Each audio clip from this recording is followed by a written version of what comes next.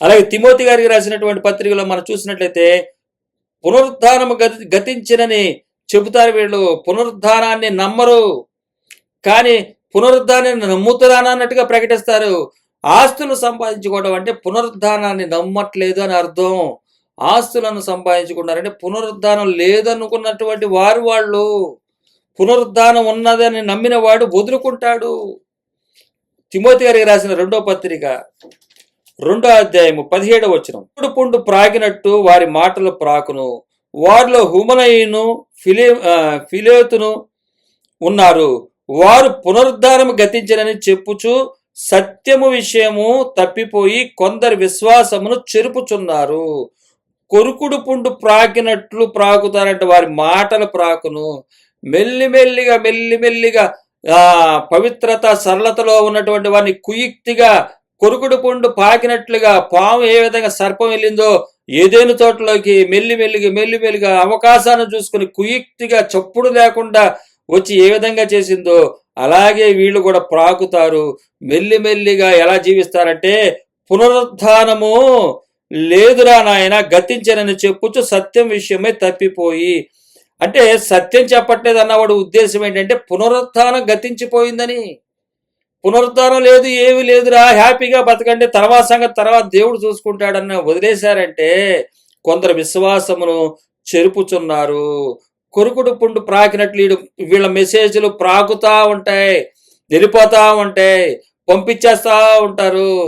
అన్ని చూస్తే సత్యమును అనుసరిస్తున్నారు అనుకుంటారు. కాదు, వాళ్ళు పునరుద్ధానం గతించిపోయినదే వాళ్ళ సాక్ష్యము. పునరుద్ధానాన్ని గతించిపోయిందన్న వాడు సాక్ష్యం ఏంటంటే సంపాదించుకోవటమే. సంపాదించుకుంటున్నారంటే పునరుద్ధానాన్ని వాళ్ళు విశ్వసించట్లేని వారు అని అర్థం. పునరుద్ధానాన్ని విశ్వసించిన వాడు వదులుకుంటాడని దేవుని వాక్యం తెలియజేస్తుంది. ఇక్కడే ఫిలిప్పీలు రాస్తూ ఆయన చెప్తున్నటువంటి మాట మనం చూస్తున్నాము. పునరుద్ధానమును గురించి 10వ వచనం, 3వ అధ్యాయం 10వ వచనం, ఫిలిప్పీలు రాసిన పత్రిక. ఏ విధము చేతనైనను మృతులలో నుండి నాకు పునరుద్ధానం కలిగవలని ఆయన మరణ విషయంలో సమాన భావము గలవాడనై ఏం చేస్తున్నాడు? అతి శ్రేష్టమైన జ్ఞానము నిమిత్తము యేసుక్రీస్తును సంపాదించుకొనుటకు సమస్తమును నష్టముగా ఎంచుకొనుచున్నాను, పెంటతో సమానంగా ఎంచుచున్నాను అన్నాడు వాటిని. ఎందుకని? మృతులలో నుండి నాకు పునరుద్ధానం కలగవాలనని. మృతులలో నుండి పునరుద్ధానం కలగాలంటే వదులుకోవాలి. కొరుకుడు పుండు ప్రాగినట్టు ప్రాగుతున్న వారు ఏంటంటే వదులుకోవట్లేదు.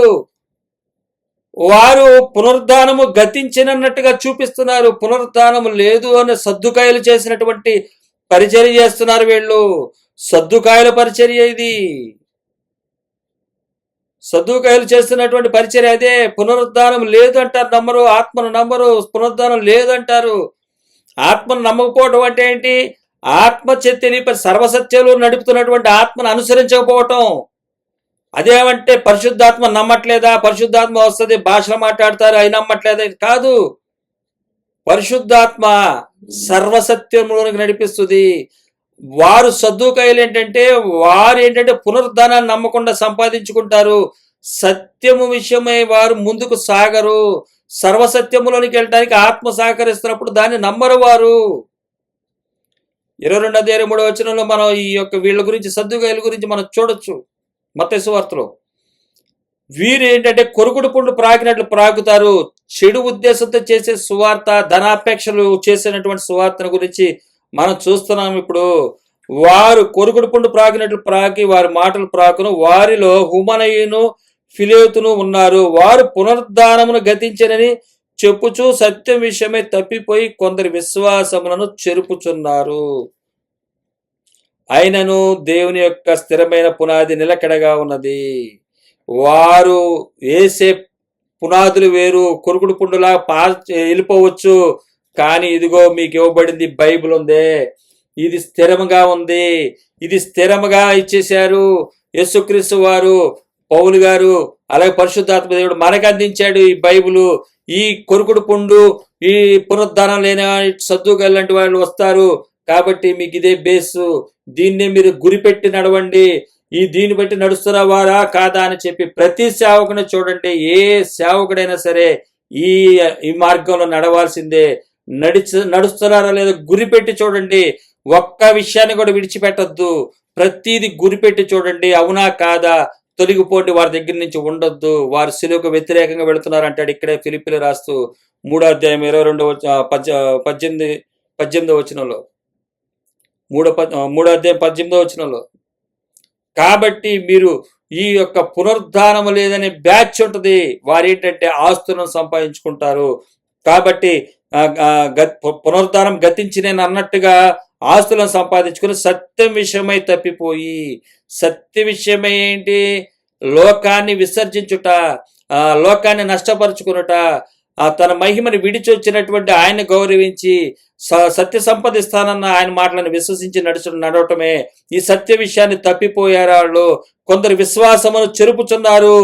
వీరు దేనికోసం అంటే చెడు ఉద్దేశం ఏంటంటే ధనాపేక్ష కోసం విశ్వాస మార్గాన్ని కూడా చెడగొడుతున్నారు.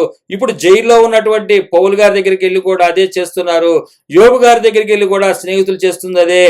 అలాగే బాప్తీసిచ్చి యోహాను గారి దగ్గరికి వెళ్ళి కూడా కొంతమంది ఇబ్బంది పెడితే ఆయన కూడా నువ్వేనా మెస్సేజ్ కొరకు మేము కనిపెట్టాలన్న పరిస్థితి వచ్చింది. మన శ్రమంలోనే మనకి కొన్ని ప్రశ్నలు వస్తాయి, మన వేదంలోనే కొన్ని ప్రశ్నలు తటస్థిస్తాయి. ఇది నిజమేనా, ఇది కరెక్టేనా అని. కానీ ఇది కరెక్టే అని చెయ్యి, ఇది స్థిరమైన పునాది.